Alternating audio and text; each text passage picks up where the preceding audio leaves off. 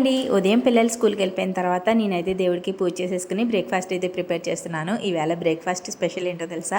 పెసరట్టు ఉప్మా అనమాట. చాలా రోజులైంది వేసుకొని, ఇంకా పిల్లలు అంత ఇష్టంగా తినట్లేదని చెప్పి నేను వేయడం మానేశాను అనమాట.